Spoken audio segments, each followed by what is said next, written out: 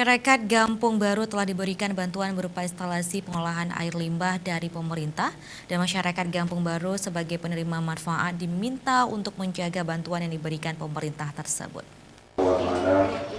Demikian dikemukakan oleh Wali Kota Banda Aceh dalam sambutannya yang diwakili oleh Kepala Dinas PUPR Jalaluddin saat meresmikan bangunan instalasi pengolahan air limbah program Sanimas IDB di Gampung Baru, Kecamatan Meraksa, Kota Banda Aceh, Rabu pagi tadi. Menurut Kepala Dinas PUPR Jalaluddin, pemerintah telah membangun sebanyak 30 unit IPAL yang tersebar di berbagai kampung di Kota Banda Aceh.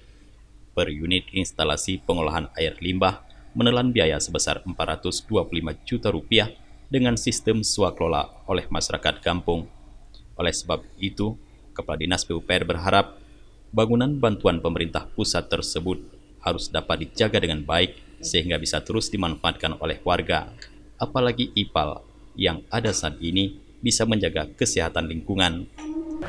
Untuk itu maka pemerintah membuat program bagaimana penanganan limbah rumah tangga atau yang disebut dengan limbah domestik yang terpusat. Selama ini kan di kota kita, Banda Aceh ya, khusus Banda Aceh secara nasional sebenarnya masih berpola kan individual septic atau masing-masing rumah mempunyai septic tank yang individu. Maka oleh itu perlu ada satu kebijakan pemerintah dalam program 100 itu dalam mencoba membuat pola sistem instalasi pengolahan limbah domestik terpusat. Gampung Baru, Kecamatan Meraksa, Kota Banda Aceh, merupakan salah satu desa yang menjadi andalan Pemko Banda Aceh yang dipercayakan untuk mengikuti Lomba Desa Sehat. Oleh sebab itu pula menurut Geci Gampung Baru Tengku Mulyadi, bantuan pembangunan IPAL tersebut sangat bermanfaat bagi masyarakatnya. Apalagi satu titik IPAL mampu menampung sebanyak 50 unit limbah air yang dibuang oleh masyarakat.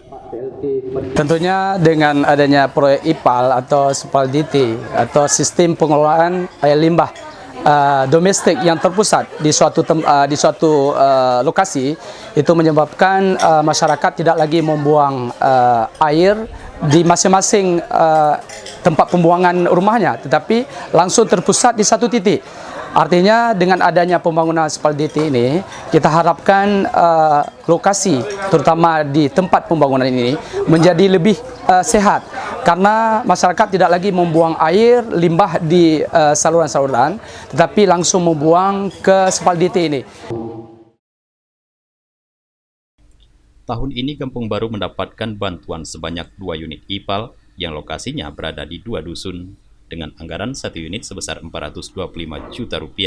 Dana sebesar itu digunakan masyarakat secara swakelola, yaitu 60% untuk pembangunan fisik, 35% upah tenaga kerja, dan 5% untuk operasional.